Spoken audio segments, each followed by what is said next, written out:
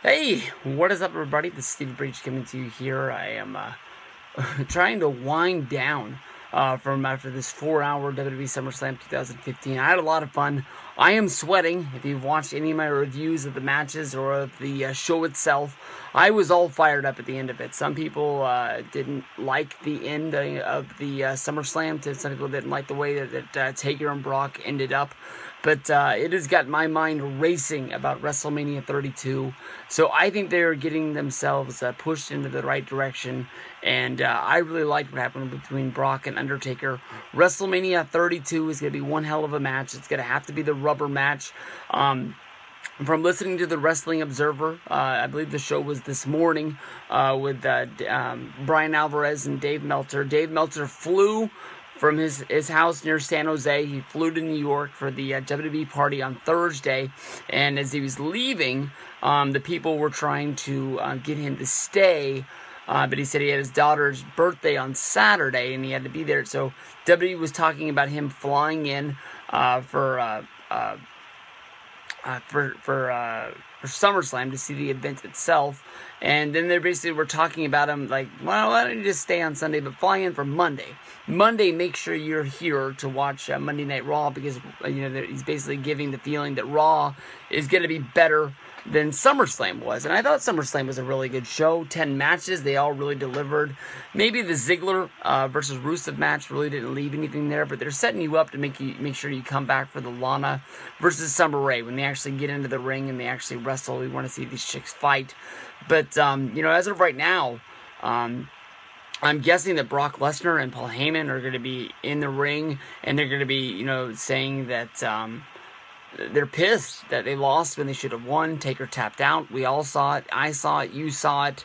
I'm sure that Brock felt it. Everyone in the world saw it except for Charles Robinson, and he was the one guy who mattered. The ring keeper rang the bell. Brock Lesnar, even if the match wasn't over, nobody told him to restart the match. Just Taker, hit him in the nuts. Rolled him up, put him in the Kimura, and Brock Lesnar passed out like Stone Cold Steve Austin at WrestleMania 13 from the pain. I will tell you that after this wears off, maybe I wake up in the morning, maybe I won't be as excited for WrestleMania. But as of right now, man, I looked at tickets at Southwest, and they were like.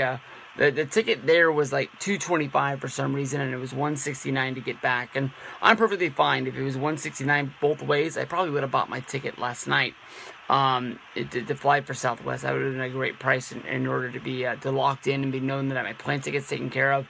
Just have to wait for the thingamabobber to go on sale and be all good. But I made that video the other day. I really didn't think anybody was going to care about it. WrestleMania 32, just... get in, get out, tips of the trade. The one worry is how we're going to get to Arlington in order to see Dallas Stadium for WrestleMania. It's going to be a lot like Miami, where everything is in one place, but the arena or the stadium is in another, and it's a long way in order to get there. I will honestly say that I don't want to rent a car, but I will if I have to, but I'm hoping WWE kicks in some sort of transportation in order to get us from there to there, much like Miami when they had buses for the travel package people, as well as the people who went to Access. They got a bus ride as well, but I'm fired up. Taker versus Brock. It might not be the best match, and like I said, when I wake up in the morning, I might not feel the same way. But as of right now, I want to see this, and I want to see it sooner than later. But I do know that WrestleMania is the time and place for it. I was honestly hoping that Brock was going to kill Taker tonight, so we could get Taker going into the Hall of Fame. But putting him in a match, as long as he didn't get injured, because that's the one thing about Undertaker is you put him in these matches, and he's been injury prone the last few years, and that's one of the reasons. WrestleMania 29, he decided he was going to try and help WWE out and wrestle some more matches. He made it through the Punk match, but then he ended up going on the European tour, getting injured, and he took that triple powerbomb from the Shield and said, "Fuck this, I ain't coming back." We didn't see him again until WrestleMania the next year, so. he's doing more than we've ever seen before. I gotta hope that when he wakes up in the morning, he's still all in one piece, and he's gonna be able to make it through one more match. And I'm hoping that the Brock vs. Taker match at WrestleMania 32 is gonna be the one that he hangs his career on, because WrestleMania 30, they made this match tonight a little bit of a gamble. You know, Taker got dropped on his head, and it was over.